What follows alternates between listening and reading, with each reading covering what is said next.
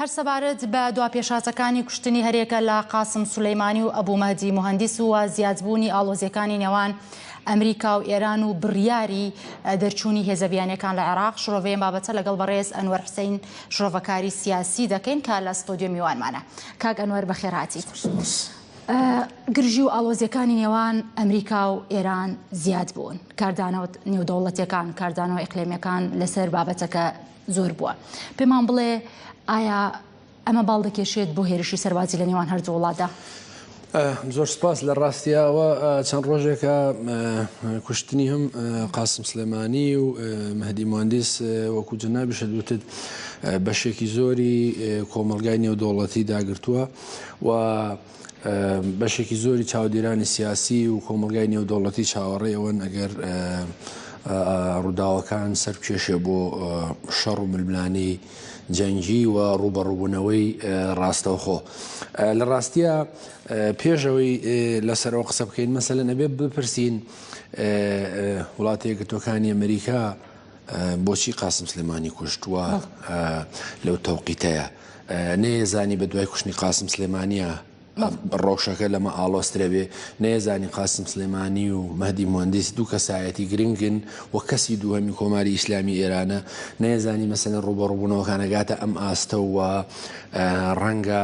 بگاتە ڕوبەڕووبوونەوەی ڕاستەوخۆش. بە نەزەری من بێگومان بەڵێ پێتان وایە ئەمریکا چاوەڕێی جوابدانەوەی ئێرانەکە لە کوشتنی قاسم سولەیمانی بۆ ئەوەی ئێران بڕوخێنێت؟ لە هەموو جەنگانەی ڕوویداوە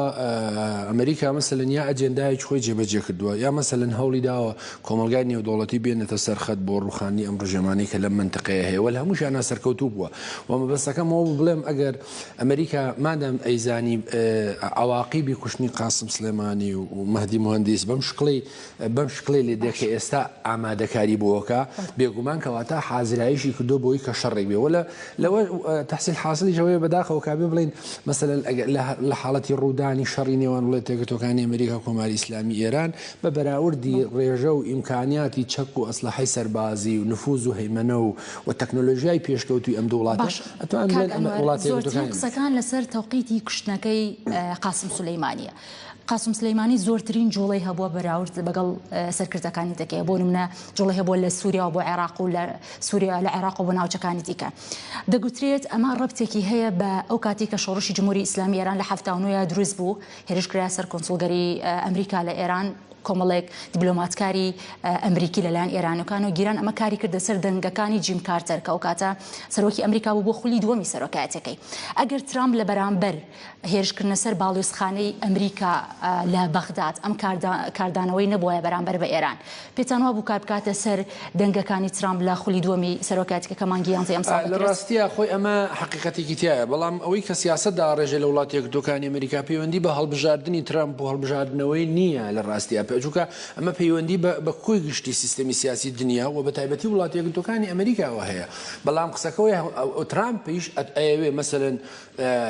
هەر کامیان لە کوشتنی بن لادنەوە تا بەغدادی و تا قاسم سلێمانی و تا خەڵکانی تریش ئەیانەوە سوء ئیستیفادەی لێ بکەن بۆ کۆکردنەوەی دەنگی خۆیان. بەڵام لە ڕاستیە ئەوەی کە لەسەر مێزی سیای و کۆشکی سپیە مەسەلەی دەنگ نییە، مەسەلەی پەیوەندی ڕاستەخۆی بە بەرژەوەندی وڵاتی یەکگرتووەکانی ئەمریکاوە هەیە. و هەرگیز ئەوەی کە جەنابیشتت هەرگیز ئەمریکا جارێککە ڕێگا ناداوەی کە ساڵی 79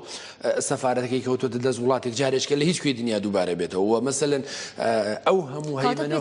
ئەمریکا سیاسەتی ئەمریکا و بەرژەوەندی ئەمریکا لەوەدا بوو کە قاسم سولەیمانی بکوژێ لەم کاتەدا؟ بێگومان بەرژەوە خۆیان دۆناڵد ترامپ نەیشادۆتەوە کە ئەوان هەستیان بەڵام بەشێکی زۆر لە کۆماریەکان کە سەر بە حیزبەکەی ترامپن ناڕازی بوون لە کوشتنی قاسم سولەیمان دەگوترێت کاتی کوشتنەکەی کاتێک نەبووە، کۆنگرێس ئاگداری ئەوە نەبووە. بەڵام دوجارەوەی کە بڕیارەدا ترامپە و CIA و ئەوش کە ڕوویداوە تەحسیل حاصل بەڵام ترامپیش بەرژەوەندەکانی ئەمریکا و کۆنگرێس لە کۆتاییدا جێبەجێ دەکات کەواتە ئەم دوو فاقیە لە ئەمریکادا پێوانە لە سیستەمێکی دیموکراسیە لە بەشێکی زۆری دنیاە ئەو پارادۆکسە ئەبینین ئەو ململانیانە ئەبینین. بەڵام لە واقعدا ئەگەر هەرچی چۆنێک تو ئەو ململانیانە و ئەو پارادۆکسانێک کە هەیە سەیریکەی، بەڵام لە ئەگەری ڕوودانی جەنگ ئایا هەردووچیان نابن بە تەرەفێک بەرامبەر بە کۆماری ئیسلامی ئێرانی و نەیارەکانی وەکوی کە لە ئەفغانستان بۆ وەکو کە لە خۆ لە مەسەلەن لە جەنگی 2003 مەسەلەن ئەم پارادۆکسە لە ناو کۆنگرێسا بەدیەکرێەوە لە جەنگی ئەفغانستانشا بەدیەکرێت. بەڵام کاتێک کە دێتە سەر نقطەی حاسم و کۆتایی هێنان بە مۆزوعێک و پاراستنی بەرژەوەندەکانی ئەمریکا و هاوپەیمانەکانی لە منتەقەکەیە بێگومان هەمویان بە تەسەوری من یەک بۆچوونیانەیە ئەویش ئەوەیە کە ئێستا خۆدیقەت بە ئێستا مەسەلەن ئەو هەموو چەک و ئەسلحە و تەکنۆلۆژیایی کە دێتە خۆرهەڵاتی ناوەڕاست بۆچی بۆ ڕوبەڕبوونەوە بۆ پاراستنی بەرژەوەندەکانی ئەمریکایە لە عێراق و لە منتەقەکە. باشە بەڵامێکێک لە لێکەوتەکانی دوای کوشتنی قاسم سولەیمانی و ئەبوو مەهدی مهندس ئەوە بوو پەرلەمانی عێراق بە کۆی دەنگ پەسەندی بڕیاری دەرکردنی هێزە بیانیەکانی لە عێراق کرد. پێتان وایە ئەمریکا لە عێراق بکشێتەوە یاخود ئەمە تەنها تاکتیکێکەوەکەوەی کە ئەمریکا لە سووریا کردی دوایەوە دیسانەوە بە هەمان شێوە گەڕایەوە بۆ سووریا بە تایبەتی ئەو ناوچانەی کۆنتترۆل کرد. بزانانی پرسیارێک بکەین بۆچی پەرلەمانی عێراق مەسەلەن بڕیاری دەرکردنی هێزەکانی ئەمریکادا لەبەرەوەی بەڕاستی عێراق بخۆی سیادە و سەربەرێکی نییە و عێراق بخۆی ناتوانێت بڕیاردا و ئەم پەرلەمانێکە هەیە پەرلەمانێکە جگەلەوەی کە پەرلەمانێکە بەڕاستی ئینتیمای بۆ عێراق نییە و لە دەرەوە ئاڕاستە ئەکرێ ومە بەداخەوە بەشێکی زۆری شیعەکان بڕیاری چوونە دەرەوەی هێزەکانی ئەمریکانداوە نە سوننیەکان نە کوردەکان بەشدار نەبوون ئەمە یەک. دووهەم دوای ئەم بڕیار ئێستا مەسەلەن گومان لەسەر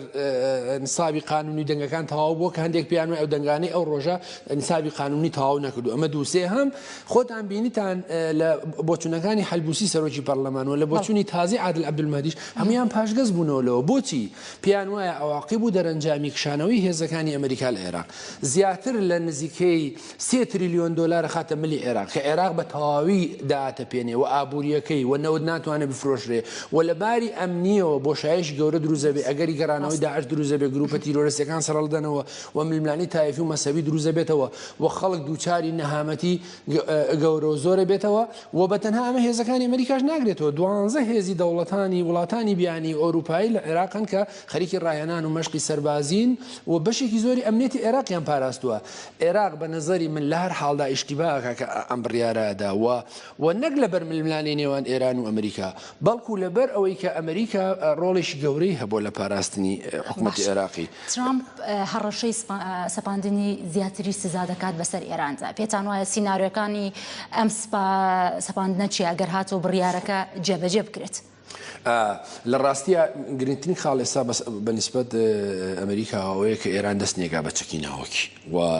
جگەلەوەی کە بە خۆتان نەزانن لە ماوەی چەند ساڵی ڕابردوو بە تایبەتی لە دوای کشانەوەی ئەمریکا لە ڕێکەوتنامی پێنجای دەنیەک و پابەند نەبوونی ئێران بەو مۆزوعەوە مەسەلەن بارودۆخی کۆماری ئیسلامی ئێران و نرخی دراوەکەی و هەڵاوسانی ئابووری تەواو خەڵک و سیستەمە سیاسیەکەی پەرخستووە. و بە نظری من لە مەقورستر ئەوەیە کە مەسەلەن ئەو هەموو بنکە سەربازیانێ و ئەو هەموو گەمارەی خسوێتە سەر ئێران تونتریەکە و زائیدەن ئەوەی ئەو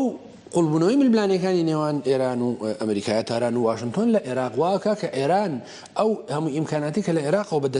بەدەستیە گەیشت لە دراوی قورس وەکو دۆلار و لە مەسلەی نەوت و لە مەسلەی بازرگانی هەموو ئەوانە لەوانەیە زۆرتر احتیکاریکە و چاودێری زۆرتری بکە و لەم سنوورانەوە ئێران ئەوەن ئیتر مستەفید نەبێ. بەشێکی زۆری خەرجیەکان و پێداویستیەکانی بە تایبەتی دراوی قورس و دۆلار و یۆرۆ لە هەرێمی کوردستان بەڵام لە حکوومەتی عێراقیەوە داخلی ئێرانە بوو لەمە دو ئەم گەماروانەش تونترەکە و بە نەزەری من دەستیشی ئێران کەم دەسترەکاتەوە لێرە وەکو چۆن مەسەلەن هەوڵەدا ئەو هاوپەیمانەتی کە ئەم دوێنێ پێکاتوە هاوپەیمانەتێکی عەرەبی بۆ پاشەکشەی حوسیەکان لە یەمەن و مەسەلەن ڕێکەوتنێک لەگەڵ رووسیا بۆ پاشەکشەی چنێک کارەکاتە سەر جموجۆڵەکانی ئێران لە ناوچەکەدا بە تایبەتی ئەو هێزە و میلیشانی کە لە ژێر چتری ئێران خۆی لە ڕاستی ئەو ڕێکەوتن یەکێک لە پاش کشانەوەی ئەمریکا هاتنی ترامپ و جێبەجێ ڕازی نەبوون بۆ ڕێکەوتنامی پێنجای دەنگێک لەگەڵێ لەو 14 خاڵی کاتی خۆی داریشتەوە یەکێکیان ئەوەیە کابێ ئێران پاشەکشە بکات لە سووریا و هێزەکانی حەشتی شعبی بخرێنەوە سەر حکوومەتی عێراقی و هەیمەنەی ئێران کەم بکرێتەوە و دەستبەرداری حوسیەکان بێ یعنی ئەمە خاڵێکی جەوهەریە بە وڵاتی یەکگرتووەکانی ئەمریکا و پێم وایە لە ئێستای کوشتنی قاسم سلێمانی و مەهدی مهندس دەرفەتێکی لەبار بۆ ئەمریکا هاتۆتە پێش کە ئەمانە احتیوا بکە و مەسەلەن ئەبینی فشارەکان لەسەر حوسیەکان لە یەمەن و نەسڕوڵڵا زۆرتر بووە و هەوڵە درێ مەسەلەن احتیوای زۆرتری حیزب الله بکرێ و ئەو حەشتی شعبیشە مەسەلەن نەگەوەی کە چەند ڕۆژی ڕابردوو بنکەکانیان بردومان کرا ئەمریکا بەردەوام دەخل لەسەرەوە کاتەوە کە ئەو بنکانە بردومانەکە لەبەرەوە بە نەزەری من تا ڕادەیەکی زۆر ئەمریکا لە احتیواکردنی گروپەکانی کە سیاسەتی کۆماری ئیسلامی ئێران لە خۆڕاتی ناوەڕاست ئەوەکەن ئەوێ زۆرتر ئەگەڕێمە وڵات حکوومەتی هەرێمی کوردستان کۆ دەبێتەوە. پێتان وایە لەم بارودۆخەدا چی قازانجی کوردە کورد ئەبێ چۆن مامەڵە بکات بە تایبەتی هێزە سیاسیەکانی کوردستان ئەبێ چۆن بن لە بەغدادا ئایا ئەو هاو ئاهەنگی و هاودەنگی کە پێویستە لە ناو هێزە سیاسیەکان هەبێت لە بەغدا لە ئێستادا بوونی هەیە لە ڕاستیە خانم من لەگەڵ ئەو بۆچوونە نیم کە پێوای هەرێمی کوردستانە بێ لە هەموو ئەم ڕووداوە سیاسیانە بێلایەن بێ هەر گرویەکی سیاسی وەر حکوومەتێک لەم ڕووداوە سیاسیانە بێلایەنە بێ کەواتە مافی امتیازیشی نادرێتێ بەڕاستی بە تایبەتی ئەوەی کە میدیاکان وتیان لە دوایین ڕاگەیاندنی وڵاتی یەکگرتووەکانی ئەمریکا و بۆچوونەکانی پۆمپیۆیە کە یا لەگەڵمان یا لەگەڵمان نین ئەمە مەسەلە ئەمە سیاسەتی بەرژەوەندی لە منتەقەکەی وایە هەرچەندە ئێمە کورد لەکوێدایە لەگەڵ کامبەرە بە نەزەری من هەرەوەی کە کورد مەسەلەن بەشداری لە پرۆسەی دەنگدانی دەرکردنی هێزەکانی ئەمریکا نەکردو بخۆی تەرەفداری کردووە و ئەمە یەک دووهەم هەرێمی کوردستان بەرژەوەندی هەیە و ئێمە بەڕاستی لەگەڵ هەردوو هەم کۆماری ئیسلامی ئێران و هەم ئەمریکا پەیوەندی سیاسی و ئابووریمانەوە والامان کاتشانیگەرانیمان لە هەردووچان نەبوو بە تایبەتی لە موزوعی ریفراندۆم وەلەو ئاڵوگۆڕی نامەکانی ئەم دوای بەڕێز بارزانی و پۆمپیۆ ئەوە وازەحە کە مەسەڵەن ئەمریکا پشتی لە کورد کردووە لە ڕووداوەکانی ریفراندۆمە بۆچی لە حاڵەتێکی ئاوا پێویستی بە کورد دەبێ و داوای پشتیوانی لە کوردەکە مەسەلەن ئەگەر بە دەنگی 50 ئەندام پەرلەمانیش بێ و بە ڕاگەیانێکی سیاسیش بوو بە نەزەری من ئەو کۆبوونەوەی ئەنجومەنی وەزیران لە یەکەم لە هەستکردنە بە مەترسی و مەترسیەکان درک پێیەکە و واقعەتی ئەم ڕووداوە نابینێ لە منتقەیە و ئێمە ئەکەوینە نێوان دوو دەوڵەتی زلهێز و زایدن هاوپەیمانەکانیان لە منتقەکەیە و ئێمە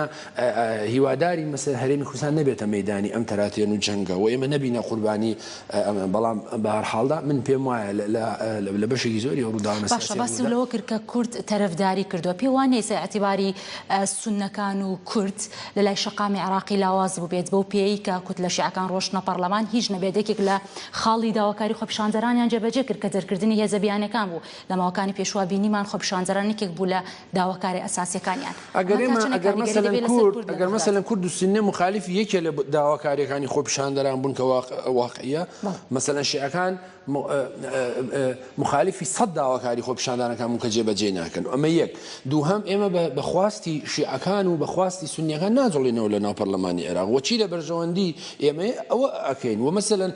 ئێمە وەکوتمان لە هەولێر و لە سلێمانی لە هەرێمی کوردستان بنکە و پێگەی وڵاتی یەکگرتووەکانی ئەمریکا هەیە قونسوڵخانەی هەیە سەفارەتخانەی هەیە و هەموو وڵاتانی یەکێتی ئەوروپا بۆچی مەسەلەن ئێمە تەییدی ئەمە بکەین و ئەم پێم وایە گرفتەکە وەکو لە بیدایەت شەوتم ئەوەیە کە هێزە سیاسی شیعەکان تعبیر لە خواستی سیاسی شەقامی عێراقی ناکەن بەڕاستەوە تەییدی دەرەکیەکەن و بەداخەوە سونیەکانیش بەشێک لەم ئەجەندایان جێبەجێ کرد لە بیدایەتەوە کە ئێستا گەیشتونە ئەو واقعەتەی کە ئاجەندای دەرەکی جێبەجێ نەکەن وەقسەکەوەی هەرێمی کوردستان چی لە بەرژەوەندیە ئەوە ئەکا بەڵام ئێمە تەییدی ئەومان کردو خۆپیشاندانەکان بەرحەق و ڕەوایە و ئێمە تەییدی ئەومان کردو خۆپیشاندانەکان کۆمیسیۆنی ئازاد بێ بابێ هەڵبژاردننی پێشۆخت بێ بابێ سەرۆکوەزیران لە کار لا بدرێ بابێ ئەوانەی کە تەقایان کردو لە خۆشان دادگای ئێمە لەگەڵ بەشێکی زۆری خواستەکانی خۆپیشاندەران بووین و ئێمە ئەسڵەن تەییدی هیچ کام لەوانەمان نەکردوێت بە زۆر سەپێنراوە بەسەر کەمینەی کووردا بەڵام کاتێک کە دێتە سەر ئەوەی بەرژەوەندی و ئەزمموی هەرێمی کوردستان لە چیایە بە نظری من قسەکەوەیە حکوومەتی هەرێمی کوردستان لە کۆبوونەوەیدا ئەسبێنی ئەنجومەنی وەزیران سەرۆکایەتی هەرێمی کوردستان یەکێتی و پارتی بە تایبەتی هێزە سیاسیەکان نابێ هیچ تەردیدێکیان هەبێ لەوەی چی لە بەرژەوەندی خەڵکی کوردستانە ئەبێ ئەوە بڕیاردن جا چ جای ئەوەی کە چێ پێی خۆشە پێی نەخۆش بەڵێ بەڕێز ئەنوەر حوسێن شۆڤەکاری سیاسی سوپاس